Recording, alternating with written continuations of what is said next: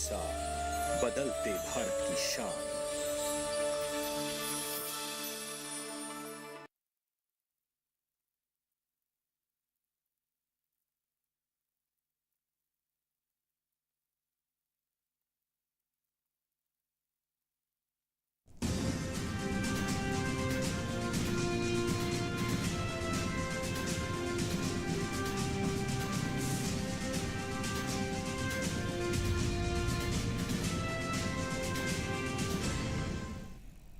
नमस्कार, किसान समाचार में आपका स्वागत है। मैं हूं साइमा खान। सबसे पहले नजर हेडलाइंस पर।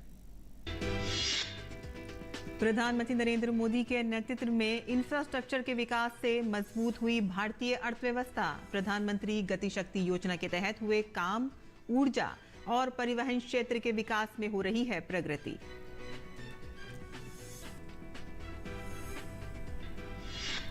महिला स्वयं सहायता समूह आय बढ़ाने में साबित हो रहे हैं मददगार। स्वयं सहायता समूहों की संख्या हुई 8.5 मिलियन, जिसमें है 9.21 करोड़ सदस्य। महिला उद्यमियों और लखपति दीदियों की लगातार बढ़ रही है संख्या।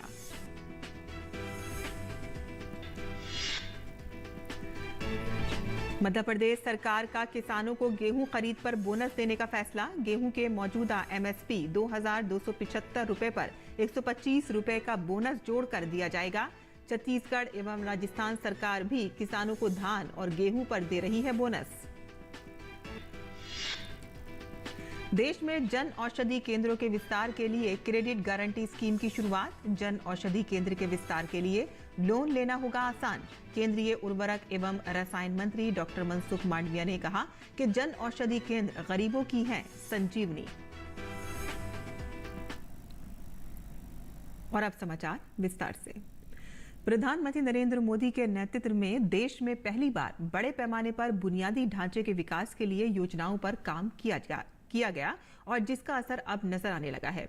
रेलवे, सड़क, बंदरगाह और एयरपोर्ट के साथ साथ ऊर्जा के क्षेत्रों में इंफ्रास्ट्रक्चर का विकास और विस्तार मजबूती प्रदान कर रहा है।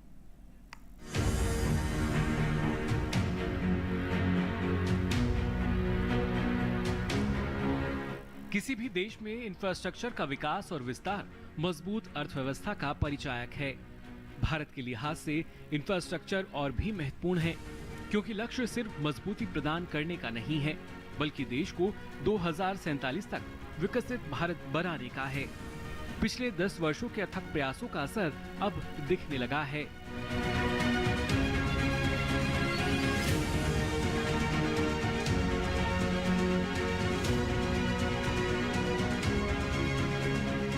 ऊर्जा और परिवहन क्षेत्र के विकास में लगातार प्रगति हो रही है। योजनाओं के जरिए बुनियादी ढांचे के विकास पर जोर दिया जा रहा है। विश्व की तीसरी सबसे बड़ी आर्थिक शक्ति बनने की तरफ अब भारत अग्रसर है। साथ ही भारत दुनिया का तीसरा सबसे बड़ा एविएशन मार्केट बन चुका है।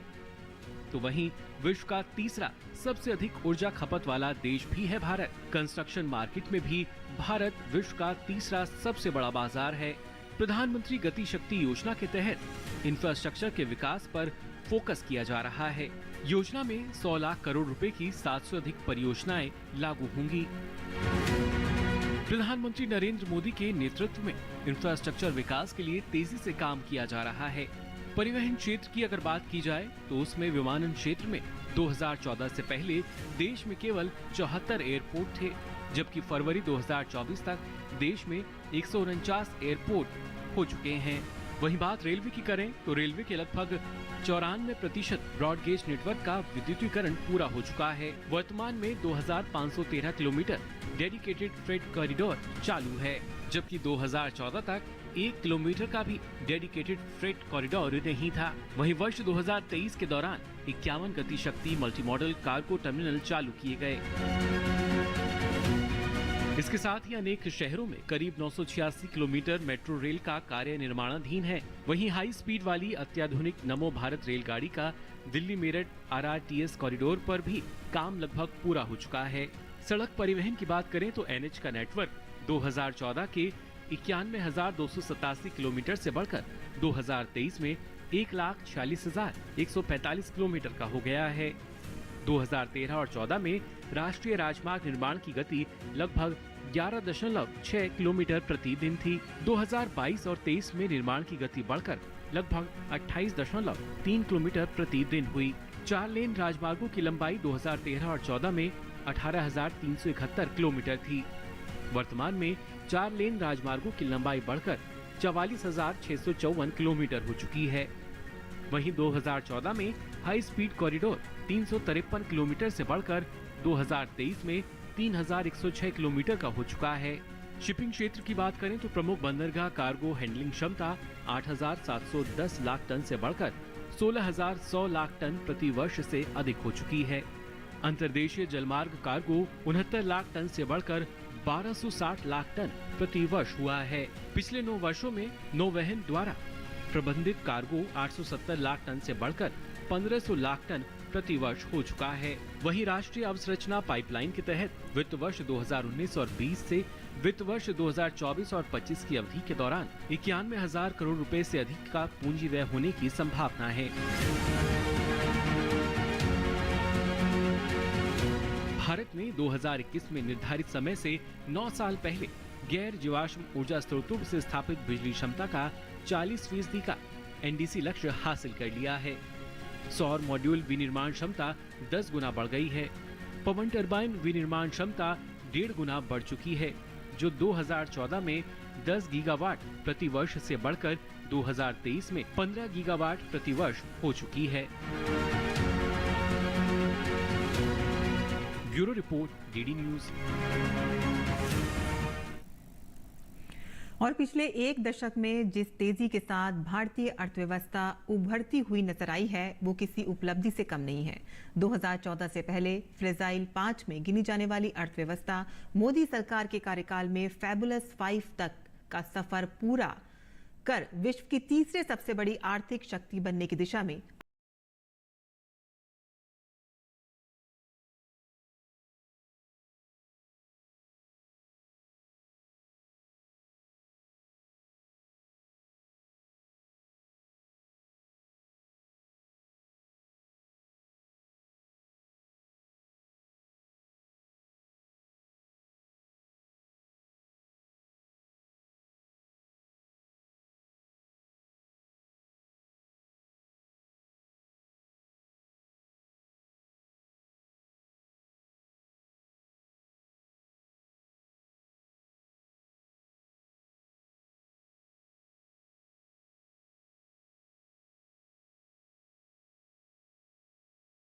विश्व की 5वीं सबसे बड़ी अर्थव्यवस्था बना भारत।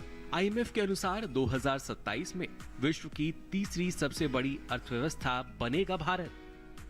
वैश्विक विकास दर से अधिक भारत की विकास दर। हाल ही में तीसरी तिमाही में देश की जीडीपी दर 8.4% रही। मैन्युफैक्चरिंग एक्टिविटीज और सरकारी खर्च में तेजी के चलते जीडीपी की रफ्तार तेज हुई है। वर्ल्ड बैंक, आईएमएफ और रेटिंग एजेंसियों ने अलग अलग मंचों से भारत की सराहना की है। आरबीआई के अनुमान के अनुसार वित्त वर्ष 2024 में भारतीय अर्थव्यवस्था 7% की दर से बढ़ने की उम्मीद है।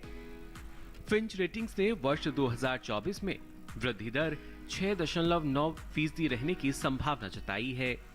यूएन की एक रिपोर्ट के अनुसार 2024 में भारतीय अर्थव्यवस्था के 6.7% की दर से बढ़ने की उम्मीद है। पिछले 10 वर्षों में आईटीआर भरने वालों की संख्या दोगुने से भी ज्यादा हो चुकी है।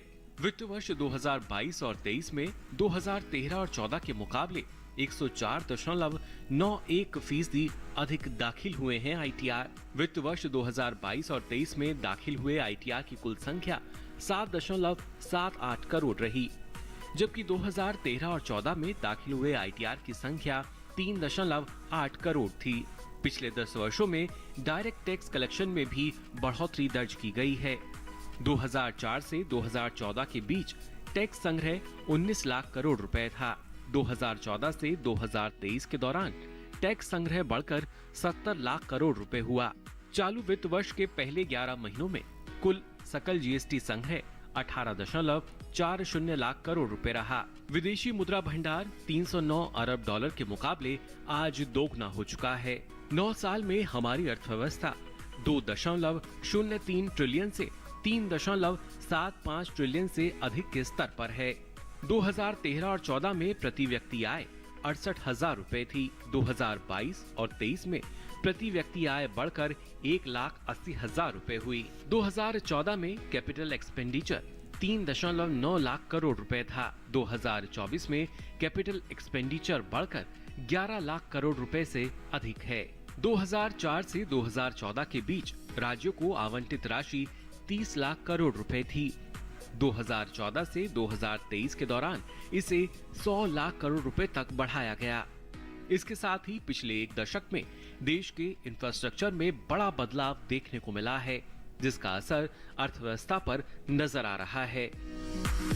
देश का कृषि क्षेत्र हो या चिकित्सा क्षेत्र या फिर रक्षा और अंतरिक्ष क्षेत्र, हर जगह विकास अब नजर आ रहा है, जिसकी बानगी तेजी से उभरती अर्थव्यवस्था को देखकर महसूस की जा सकती है।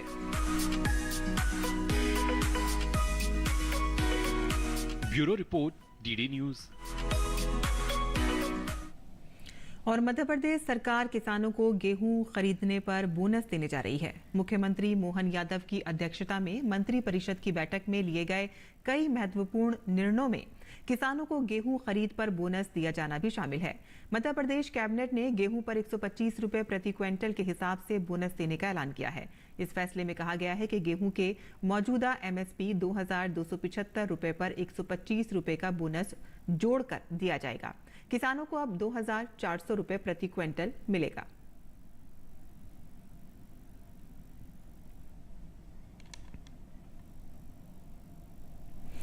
भारतीय कृषि अनुसंधान परिषद तथा common services centre CSC e governance services India private limited ने समझौता ज्ञापन पर हस्ताक्षर किए हैं। भारतीय कृषि अनुसंधान परिषद के उप महानिदेशक डॉक्टर US गौतम ने कहा कि CSC सेंटर के माध्यम से जिला स्तर पर KVK से प्राप्त सूचना को पंचायत स्तर तक किसानों को पहुंचाना है। उन्होंने कहा कि CSC के 5 लाख से ज्यादा सर्विस सेंटर हैं, जिसके माध्यम से टेली पशु चिकित्सा जैसे प्रोग्राम के साथ साथ प्लांट प्रोटेक्शन, हॉर्टिकल्चर तथा होम साइंस एवं मैकेनाइजेशन जैसे क्षेत्र में टेलीकम्युनिकेशन प्रोग्राम शुरू करने का परिषद का लक्ष्य है। उप महानिदेशक ने कहा है कि इस MOU के माध्यम से ज्यादा लोग तकनीकी फायदा ले सकेंगे और इसका कृषि में उपयोग कर अपनी आय को बढ़ा सकेंगे। CSC सेंटर के माध्यम से कृषि से संबंधित सूचना जैसे कि खेत में कब पानी डालना है तथा कौन से खेत में कीटनाशक का छिड़काव करना है, ये सभी इंफॉर्मेशन उचित समय पर किसानों तक पहुंचाने का प्रयास किया जाएगा, जिससे कृषि क्षेत्र में क्रांति लाई जा सकेगी। और आगे बढ़ते हैं, जहां स्टेट बैंक ऑफ इंडिया की एक रिपोर्ट में कहा गया है कि महिला स्वयं सहायता समूह आय बढ़ाने में काफी मददगार साबित हो रही हैं। रिपोर्ट में कहा गया है कि भौतिक बुनियादी ढांचे और कनेक्टिविटी में सुधार से ग्रामीण मांग और आपूर्ति पैटर्न में बदलाव आया है, जिससे ग्रामीण स्वयं सहायता समूहों के सदस्य अब अर्ध शहरी और शहरी क्षेत्र में काफी अच्छा खर्च करते हैं। रिपोर्ट में कहा गया है कि स्वयं सहायता समूहों की संख्या अब 8.5 मिलियन हो गई है, जिसमें 9.21 करोड़ सदस्य हैं जो एक क्रांति को आगे बढ़ा रहे हैं, जिसका उदाहरण महिला उद्यमियों और लखपति दीदियों की लगातार बढ़ती संख्या है।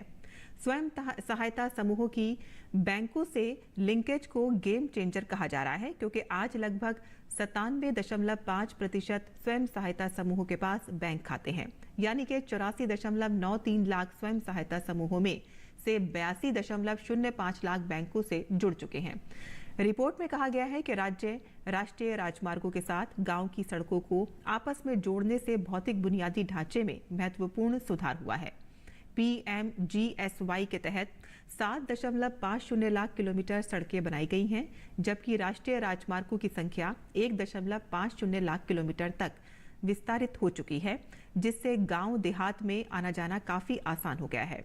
इसकी बदौलत लखपति दीदियां अब चीजें खरीदने और बेचने के लिए कई किलोमीटर की यात्रा आसानी से कर सकती हैं। और देश में जन औषधि केंद्रों के विस्तार के लिए केंद्रीय उर्वरक एवं रसायन मंत्री डॉक्टर मनसुख मांडविया ने क्रेडिट गारंटी स्कीम की शुरुआत की है और इसके जरिए जन औषधि केंद्र खोलने और इसके विस्तार के लिए सस्ते दर पर लोन लेना आसान हो जाएगा और इसके लिए सब्सिडी और PMBI के बीच एक अहम करार हुआ है। इस मौके पर केंद्रीय उर्वरक एवं रसायन मंत्री डॉक्टर मनसुख मांडविया ने कहा कि जन औषधि केंद्रों पर क्वालिटी वाली दवा मिलती है और ये गरीबों के लिए संजीवनी है। जन औषधि केंद्र खोलने और उसके विस्तार के लिए अब आसानी से लोन मिल सकेगा। इसके लिए सिडबी और PMBI के बीच एक अहम करार हुआ है। इस करार के बाद जन औषधि केंद्र के लिए 10 मिनट में 5 लाख तक का लोन मिल सकेगा और पूरी प्रक्रिया ऑनलाइन होगी। इस मौके पर केंद्रीय उर्वरक एवं रसायन मंत्री डॉक्टर मनसुख मांडविया ने क्रेडिट गारंटी स्कीम की शुरुआत की है। 3 लेयर सिस्टम है। NABL लैब से, जहां से, जिस फैक्ट्री से, जिस कंपनी से बैच मार्किंग होके मेडिसिन बाहर आती है, वो उसको भी NABL लैब से टेस्ट कराना है। उसके बाद वो वेयर हाउस में आते हैं, तो वेयर हाउस में आते हैं तब भी उसका NABL लैब से टेस्ट होता है। उसके बाद जब मार्केट में जाते हैं तब भी उसका टेस्ट होता रहता है। एफोर्डेबल सस्ती मेडिसिन है, क्वालिटी मेडिसिन है। जन औषधि केंद्रों पर हर दिन 12 लाख लोग जाते हैं और हर दिन 5 से 6 करोड़ रुपए की बिक्री होती है। जन औषधि केंद्र के जरिए लोगों को रोजगार भी मिल रहा है।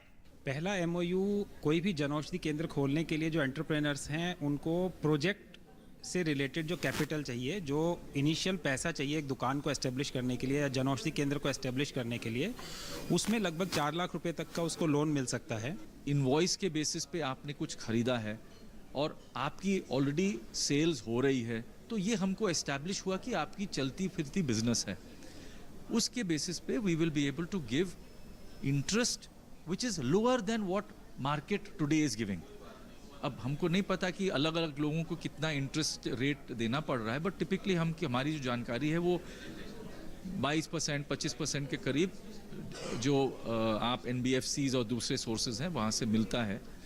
हम चाहते हैं कि अनसिक्योर्ड वर्किंग कैपिटल जो है हम एक रेंज में ले आएँ, करीब 12 to 15% की अगर आप सोचो तो that kind of range, but that has to be seen कि आपकी बिजनेस स्ट्रेंथ के ऊपर हम लोग कितना दे सकते हैं। देश में अभी 11,000 जन औषधि केंद्र हैं। अगले 2 साल में 25,000 जन औषधि केंद्र खोलने का लक्ष्य रखा गया है ताकि लोगों को उनके घर के पास ही सस्ती दवाइयां मिल सकें। Nitendra Singh, DD news, Delhi. और देश में जनजातीय समुदाय के विकास के कल्याण और विकास के लिए राष्ट्रीय जनजातीय शोध संस्थान महत्वपूर्ण भूमिका निभा रहा है और इसी क्रम में संस्थान द्वारा आयोजित आदि व्याख्यान का आयोजन किया गया। आदि व्याख्यान में भाग लेने आई भारतीय लोक प्रशासन संस्थान की doctor Ambedkar international chair in social justice की अध्यक्ष प्रोफेसर नुपुर तिवारी से बात की हमारे संवाददाता ओपी यादव ने। हमारे साथ प्रोफेसर नुपुर तिवारी हैं जो समाज और राष्ट्र के विकास में कई मुद्दों पर न केवल अपना योगदान देती है बल्कि जनजातीय समुदाय से जुड़े कई मुद्दों पर भी इनकी गहरी पकड़ है। अभी ये आदि व्याख्यान माला में भाग लेने आई है। बात करते हैं मैडम, ये जो व्याख्यान माला ये क्या है? आदि व्याख्यान नेशनल ट्राइबल रिसर्च इंस्टीट्यूट की एक शुरुआत की हुई एक बहुत ही बड़ी, आप उसे कह सकते हैं, पहलू है और एक प्रोग्राम है जिसमें पूरे भारत से काफ़ी ही सुदूर इलाके से जो रिमोट एरियाज़ हैं उसमें से tribal leaders, tribal entrepreneurs, thinkers and writers को बुलाया जाता है और उनको एक प्लेटफॉर्म दिया जाता है ताकि वो अपनी कल्चरली सेंसिटिव और जितने भी उन्होंने इस पे काम किया है ट्राइबल एंटरप्रेन्योरशिप पर या फिर उनकी क्या सोच है as a thinker and writer, as a leader उनकी लीडरशिप क्या इनिशिएटिव्स रही है, इसके बारे में वो चर्चा करते हैं और ये प्लेटफॉर्म उनको चर्चा करने का मौका देता है और आपस में इंटरैक्ट करने का मौका देता है। साथ में काफ़ी जो ट्राइबल जो हैं वो भी आते हैं और इनसे सीखते हैं और ये साथ जैसे अभी एक जो प्रोग्राम हो रहा है NTRA के थ्रू, ये leadership and management development programme है। तो इसमें लीडरशिप क्वालिटीज़ क्या हैं, इसको कैसे आगे ट्राइबल्स में जो ये ऑलरेडी कर रहे हैं इनमें भरा हुआ है वो सब, लेकिन इसके बारे में एक जिसको कहते हैं ना कि टेक्निकल नॉलेज इनको दी जाती है और ये नॉलेज भी ट्राइबल से ही लीडर्स देते हैं। हमारे साथ 50 से ज़्यादा संख्या में ट्राइबल लीडर्स आए हैं और एंटरप्रेन्योर्स हैं, थिंकर्स एंड राइटर्स भी हैं आसाम और झारखंड से। तो ये कैपेसिटी बिल्डिंग मेजर्स में ये पार्टिसिपेट करेंगे और 10 सेशंस हैं इसमें अलग अलग, जैसे कॉन्फ्लिक्ट रेजोल्यूशन है, इसमें कैसे कैसे इसको किया जाए, मैनेजमेंट डेवलपमेंट में क्या करना है, लीडरशिप में क्या करना है, विमेन का क्या रोल है लीडरशिप में, इस तरह की चीज़ें हैं। इस तरह के जो कार्यक्रम होते हैं उनसे जो जनजातीय समुदाय है उसको जो प्रधानमंत्री जी का विजन है अपलिफ्टिंग करना, एम्पावर्ड करना और राष्ट्र विकास में उनकी भागीदारी बढ़ाना, उसमें कितनी मदद मिलती है? देखिए ये तो एक छोटा सा इनिशिएटिव है और एक इनिशिएटिव एक प्लेटफॉर्म है, रिकॉग्निशन है, लेकिन इसमें जितने भी लोग आते हैं तो इनका एक इतना स्ट्रॉन्ग एक सोशल कैपिटल डेवलप कर जाता है। जैसे आप देखिए 5th शेड्यूल एरिया से आए, 6th शेड्यूल एरिया से आए, जो आदिवासी हैं और नॉर्थ ईस्ट के ट्राइबल, ये आपस में इंटरैक्ट कर रहे हैं।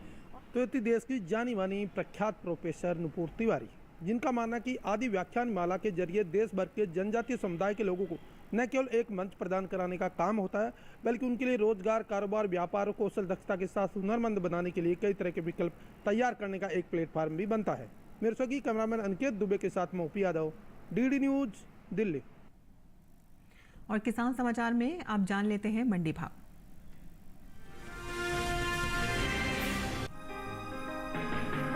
इन दिनों गुजरात की ज्यादातर मंडियों में अरंडी की आवक देखने को मिल रही है।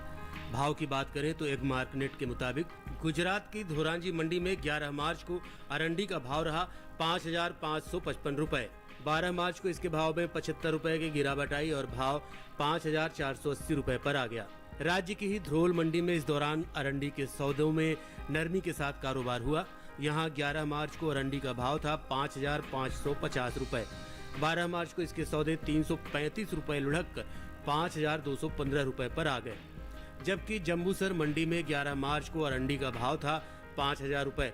12 मार्च को इसके सौदों में 100 रुपए की तेजी आई और भाव जा पहुंचा 5,100 रुपए प्रति क्विंटल पर। सामरकुंडला मंडी में अरंडी के भाव की बात करें तो यहां 11 मार्च को अरंडी का भाव रहा 5,380 रुपए। 12 मार्च को इसके सौदों में 95 रुपए की नरमी आई और भाव हो गया 5,285 रुपए। 29 फरवरी को कृषि एवं किसान कल्याण मंत्रालय की ओर से साल 2023-24 के लिए प्रमुख खरीफ और रबी फसलों की पैदावार का दूसरा अग्रिम अनुमान जारी किया है। रबी और खरीफ तिलहन की उपज पर नजर डालें तो साल 2023-24 के दौरान खरीफ तिलहन की पैदावार 228.42 लाख मीट्रिक टन होने का अनुमान जताया गया है, जबकि रबी तिलहन की उपज साल 2023-24 में 137.56 लाख मीट्रिक टन हो सकती है। यानी साल 2023-24 के दौरान कुल तिलहन की पैदावार 365.98 लाख मीट्रिक टन होने का अनुमान है, जिसका असर कुल तिलहनी फसलों के बाजार भाव पर पड़ता दिख सकता है।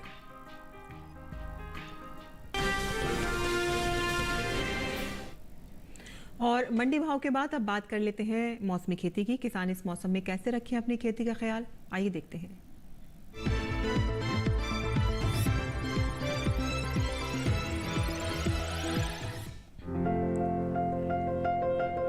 तमिलनाडु के किसान गन्ने की फसल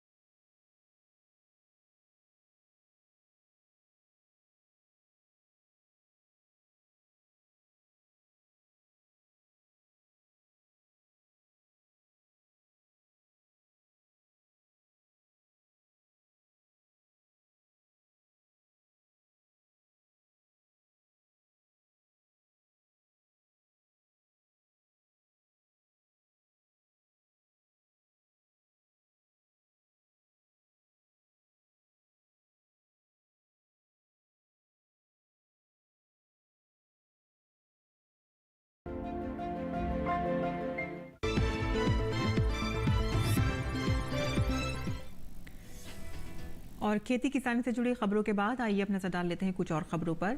खास खबर में प्रधानमंत्री Narendra Modi India tech chips for विकसित भारत में वीडियो कॉन्फ्रेंसिंग के जरिए शामिल हुए। उन्होंने लगभग 1.25 लाख करोड़ रुपए की 3 सेमीकंडक्टर सुविधाओं का शिलान्यास किया।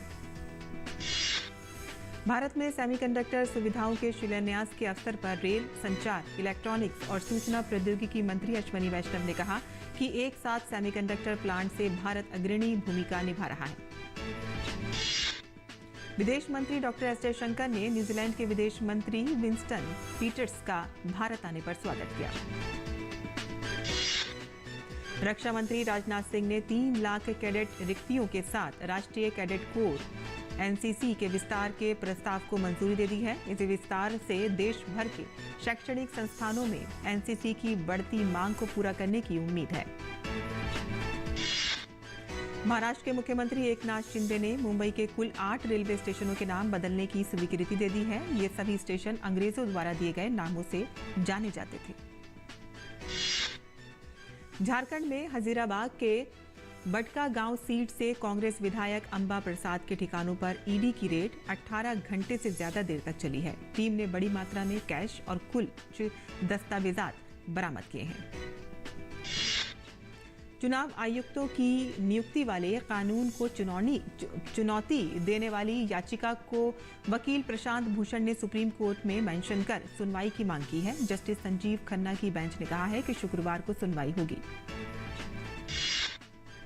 केंद्र सरकार ने फार्मा कंपनियों और डॉक्टरों के बीच गठजोड़ को रोकने के लिए नया कदम उठाया है। फार्मा कंपनियों की किसी भी तरह की गलत प्रैक्टिस के खिलाफ शिकायत करने के लिए हर फार्मा कंपनी को अपनी वेबसाइट पर सरकार द्वारा जारी हुए यूनिफॉर्म कोड का पालन करना होगा। भारतीय पुरातत्व सर्वेक्षण ने 17 लापता स्मारकों को राष्ट्रीय स्मारकों की सूची से हटा दिया है। ये स्मारक पिछले कई सालों से नहीं मिले हैं, लेकिन फिर भी सूची में बने हुए थे। पद्मश्री से सम्मानित नालंदा निवासी बुनकर कपिल देव प्रसाद का इलाज के दौरान निधन हो गया। 71 वर्षीय कपिल देव प्रसाद बिहार शरीफ के बसवन बीघा के रहने वाले थे। वर्ष 2023 में राष्ट्रपति के द्वारा इन्हें पद्मश्री से सम्मानित किया गया था। और किसान समाचार में आज के लिए बस इतना ही। अनुमति दें। नमस्कार।